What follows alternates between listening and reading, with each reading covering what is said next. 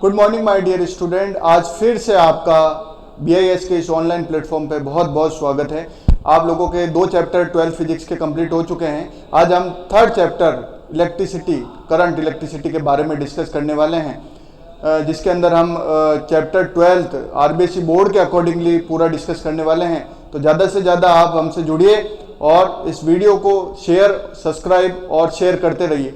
हम आगे बढ़ते हैं। हम आज डिस्कस करने वाले हैं ये सारे टॉपिक, जिसके अंदर सबसे फर्स्ट टॉपिक हम लेने वाले हैं इलेक्ट्रिक करंट के बारे में। आप सभी को पता है इलेक्ट्रिक करंट जो डिनोट होता है वो कैपिटल I से डिनोट होता है, और आप सभी को पता है इसकी जो SI यूनिट होती है वो एम्पियर होती है।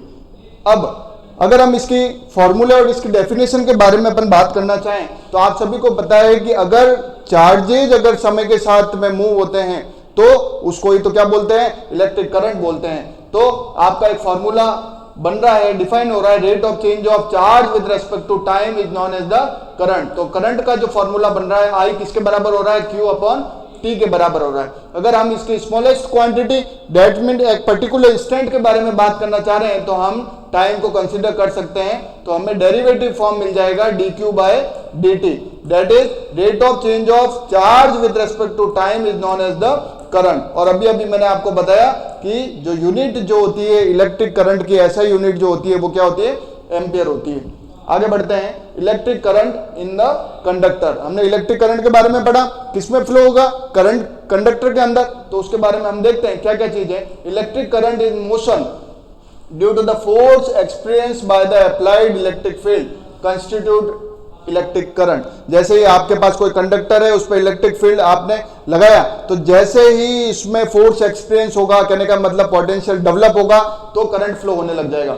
सॉलिड के अंदर जो करंट कैरिड होती है किस कारण होती है, नेगेटिव चार्ज इलेक्ट्रॉन के कारण। सॉलिड जो भी है उसके अंदर अगर आपका जो इलेक्ट्रिक करंट फ्लो हो रहा है तो वो ड्यू टू किसके कारण होगा, नेगेटिवली चार्ज इलेक्ट्रो के कारण होगा। इसी तरीके से इलेक्ट्रोलाइट सॉल्यूशन है कोई, उसके अंदर पॉजिटिव एंड नेगेटिव जो आयंस होते हैं उन दोनों के मिलकर इलेक्ट्रिक करंट फ्लो होगा। और लास्ट पॉइंट इसका most important, when no electric field is applied. अगर आप इलेक्ट्रिक फील्ड अप्लाई नहीं कर रहे हैं तो there will be no force experience, तो किसी तरह का कोई करंट फ्लो नहीं होगा। तो इसी तरीके से इलेक्ट्रिक फील्ड अप्लाई नहीं करें तो इलेक्ट्रॉन रैंडमली मोशन करेंगे और एवरेज वेलोसिटी कैसी हो जाएगी, 0। Therefore there will be net current will be 0 current flowing in the particular conductor. आगे बढ़ते हैं। नेक्स्ट आपका ओम्स लॉ बेसिक, जो आप क्लास 10th में भी पढ़ के आते हैं। बड़ा सिंपल सा है कि अगर कोई आपके पास कंडक्टर है हैविंग रेजिस्टेंस R, तो आप अगर इसके अंदर कोई करंट फ्लो करा रहे हैं तो इसके टर्मिनल के अक्रॉस वोल्टेज डेवलप होगा। तो ओम्स भाई साहब क्या कहते हैं कि करंट जो है, फ्लो होने वाला करंट इसके वोल्टेज के डायरेक्टली प्रोपोर्शनल होता है। तो आप कह सकते हैं V इक्वल टू क्या हो जाएगा, IR। ये आपका क्या कहलाता है, ओम्स लॉ। यहां पर ये जो R है ये आपका क्या कहलाता है, कांस्टेंट। इसको आप क्या बोलते हैं, रेजिस्टेंस। इसकी यूनिट के बारे में बात करें, इसकी SI यूनिट जो होती है वो क्या होती है, ओम होती है। आगे बढ़ते हैं। ओम्स लॉ का ये ट्राइंगल दिख रहा है आपको, जिसके अंदर वोल्टेज करंट मिलकर एक कांस्टेंट का क्रिएशन करता है जिसको बोलते हैं R। अब देखिए V और I के अंदर हमेशा लीनियर रिलेशनशिप रहती है अगर वो ओमिक डिवाइस है, अगर वो ओम के नियम का पालन करती है। ओमिक डिवाइस क्या होती है, जो ओम के रूल को फॉलो करती है।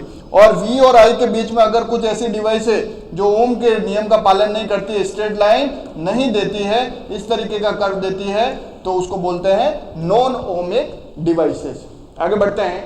1 ओम की डेफिनेशन क्या है, 1 ohm is the resistance of the conductor which develops potential difference 1 volt when current of 1 ampere passing through it. देखिए बड़े सिंपल है, आप लोगों को ओम्स का नियम पता होना चाहिए। अगर मेरे को 1 ओम, R की वैल्यू 1 ओम देनी है तो सिंपल सा मामला है कि V की वैल्यू कितनी होनी चाहिए, 1 वोल्ट। करंट की वैल्यू कितनी होनी चाहिए, 1 एम्पियर।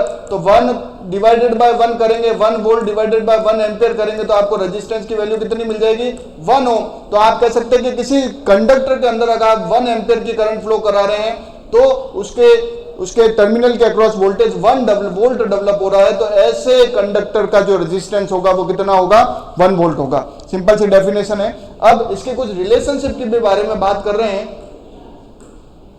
देखिए अगर हमारे पास कोई कंडक्टर है जिसका रेजिस्टेंस R। तो ये रेजिस्टेंस किन किन बातों पर डिपेंड करता है। सपोज इस पूरे कंडक्टर की लेंथ स्मॉल l है, इसका क्रॉस सेक्शन एरिया a है, तो ये किन बातों पे डिपेंड करेगा।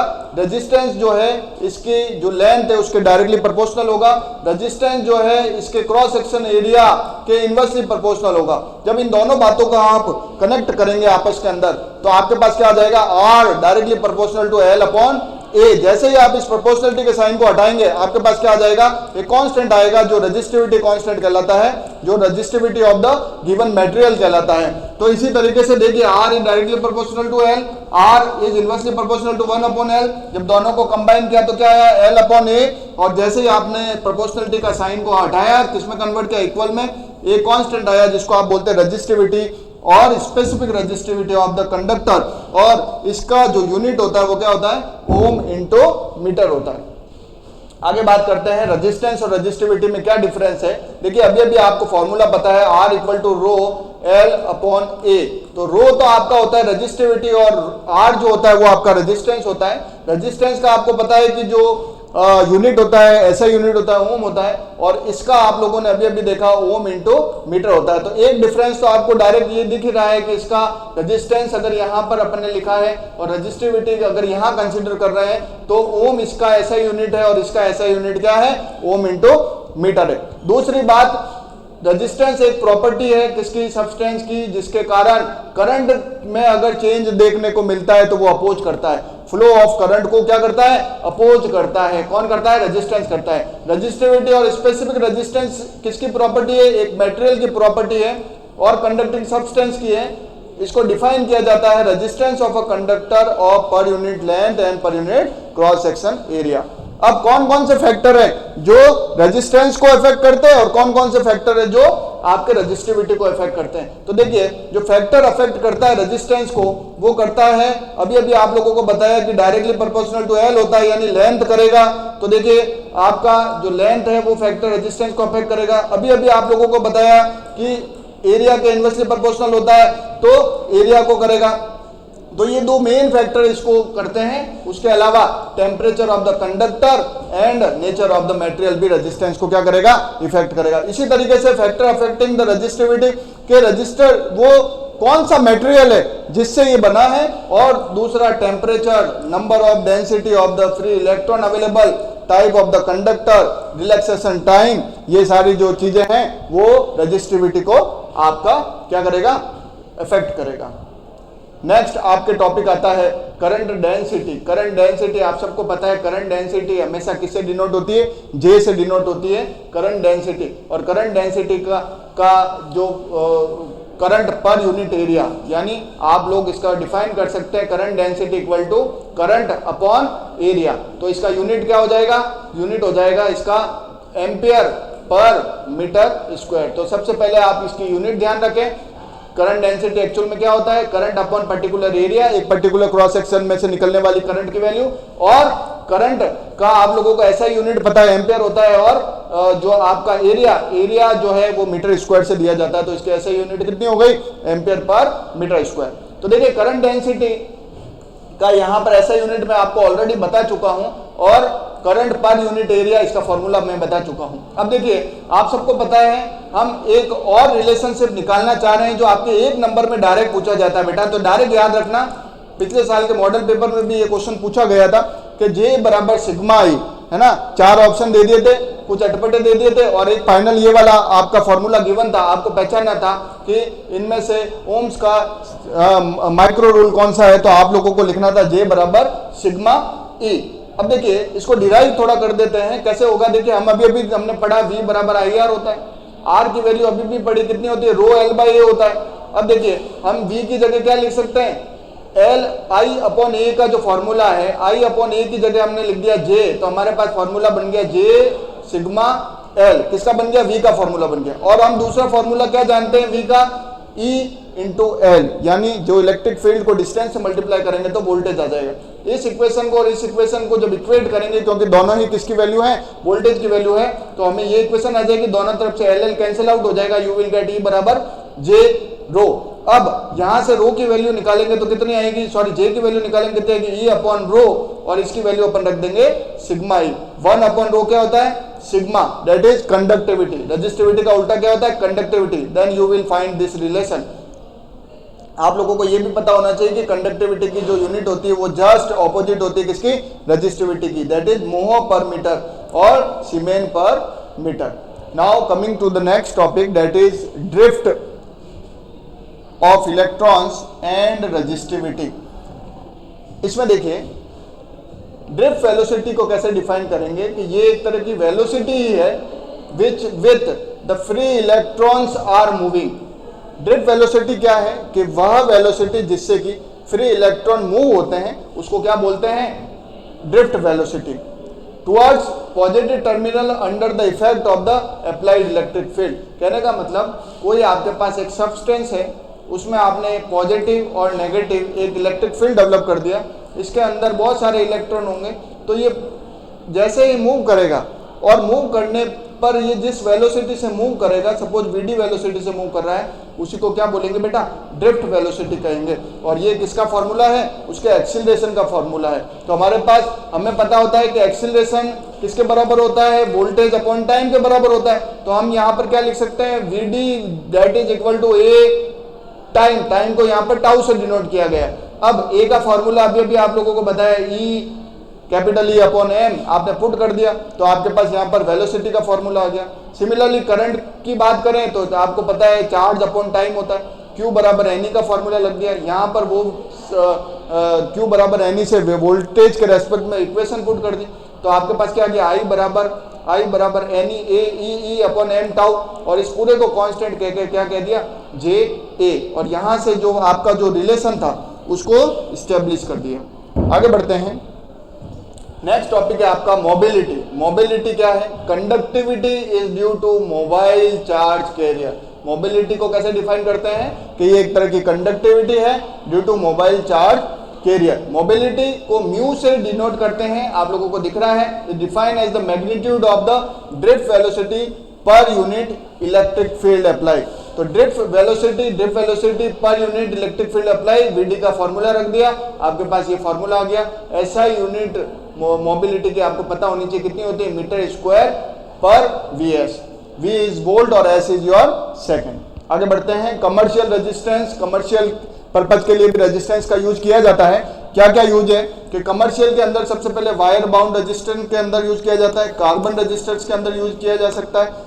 तो इस तरीके से इनका यूज किया जा सकता है। जो रेंज इनकी होती है वो फ्रैक्शन ऑफ ओम्स से फ्यू हंड्रेड ओम्स के बीच में किसकी वैल्यू होती है, रेजिस्टेंस की वैल्यू होती है। इसी तरीके से कार्बन जो रेजिस्टेंस है कार्बन का मिलकर बना होता है, कॉम्पैक्ट साइज होता है, इनएक्सपेंसिव होता है और स्मॉल इन साइज होता है। Value given using the colour code से इसकी वैल्यू निकाल सकते हैं। Now coming to the next topic, electric resistivity का टेम्परेचर पे क्या फर्क पड़ता है। जैसे आपका रेजिस्टेंस का जो फॉर्मूला था RT equal to R0 1 plus alpha T minus T0, same आपका, क्योंकि resistance is directly proportional to rho, तो यहां पर आ जाएगा रो जीरो, यानी रेजिस्टेंस का टेम्परेचर के साथ जो इफेक्ट होता है वही आपके रेजिस्टिविटी का टेम्परेचर के साथ इफेक्ट होता है। Semiconductor resistivity is between the conductor and the insulator. Semiconductor जो आपके कंडक्टर और जो इंसुलेटर है उसके बीच में होती है, और इंसुलेटर रेजिस्टिविटी इज 10 की power 18 time that of the metal. The resistivity decreases with increases in the temperature. Now coming to the electrical energy and power. आप सबको पता है इलेक्ट्रिक पावर क्या होता है, is the rate which is electrical energy, rate it which is electrical energy is converted into the heat energy. तो आप सभी को पता है P इक्वल टू क्या होता है, VI। अब आप लोगों ने पढ़ रखा है, क्या पढ़ रखा है कि V इक्वल टू क्या होता है बेटा, IR। तो यहां पर V की वैल्यू क्या रख देंगे, IR, तो आपको क्या मिल जाएगा, I स्क्वायर R।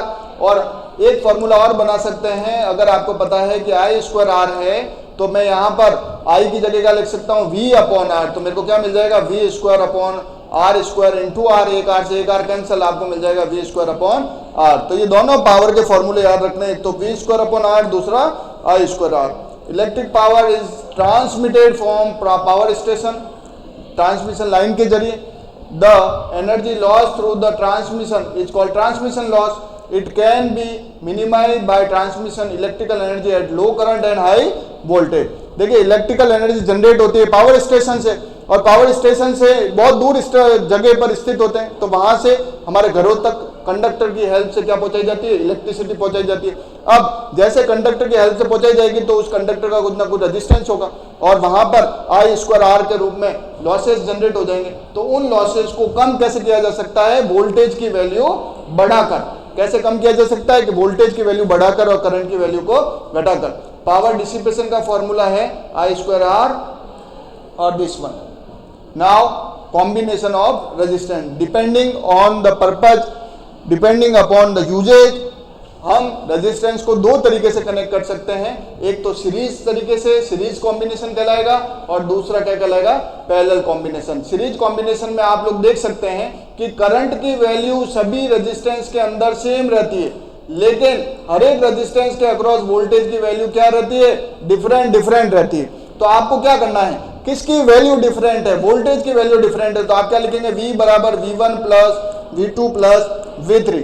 अब आपको यह पता है कि इसमें करंट आई जा रहा है, रेजिस्टेंस R1 में करंट क्या जा रहा है, आई, तो आपको पता है V बराबर V1 बराबर क्या हो जाएगा, I इंटू R1। इसी तरीके से V2 इक्वल टू क्या हो जाएगा, R2 resistance into I, V3 equal to क्या हो जाएगा, R3 इंटू आई। तो अब ये तीनों वैल्यूज को रेस्पेक्टिव जगह आप पुट करेंगे तो आपको क्या मिल जाएगा, I into R1 plus I into R2 plus I into R3। यहां से आपने आई कॉमन ले लिया तो आपके पास क्या मिलेगा, R1 plus R2 plus R3। और अगर इन तीनों के अक्रॉस एक इक्विवेलेंट बैटरी लगाइए तो इसका रेजिस्टेंस क्या होगा, V इक्वल टू अपन क्या कर देंगे, इक्विवेलेंट R मान लेते हैं, तो V equal to I R. तो आई से आई कैंसिल, आपको क्या मिल जाएगा, R equal to R1 plus R2 plus R3। तो आप ध्यान रखिएगा कि कभी भी किसी रेजिस्टेंस को आप सीरीज में कनेक्ट करेंगे तो उन तीनों रेजिस्टेंस या इससे भी ज्यादा रेजिस्टेंस अगर सीरीज में कनेक्ट करेंगे तो सभी का जो सम होता है वो इक्विवेलेंट रेजिस्टेंस के बराबर होता है। Now coming to the next topic, parallel combination, just reverse of the this. इसके अंदर करंट की वैल्यू सेम थी, वोल्टेज की वैल्यू डिफरेंट थी। इसके अंदर क्या होगा, वोल्टेज आपके क्या रहेगा, सेम रहेगा, लेकिन करंट की वैल्यू क्या रहेगी, डिफरेंट रहेगी। तो अपन क्या लिखेंगे बेटा, I equal to I1 plus I2 plus I3। तो यहां पर आपको पता है कि आपका फॉर्मूला V इक्वल टू क्या होता है, IR। तो यहां से अगर मैं I1 की वैल्यू निकालना चाहूं तो V अपॉन क्या आ जाएगा, R1 आ जाएगा। तो यहां पर क्या लिखूंगा, V upon R1 plus V upon R2 plus V upon R3, और टोटल वोल्टेज क्या हो जाएगा, V अपॉन R। तो V आपने कॉमन लिया, आपको क्या मिला, V upon R1 plus 1 upon R2 plus 1 upon R3, और यहां पर आपके पास आ जाएगा V अपॉन R। V से V कैंसिल हो गया, आपको क्या मिलेगा, R इक्विवेलेंट जो है वो सभी के रेसिप्रोकल के सम के बराबर होगा, सभी के रेसिप्रोकल के सम के बराबर होगा। Now next topic is comparison of EMF and potential difference, EMF and potential difference.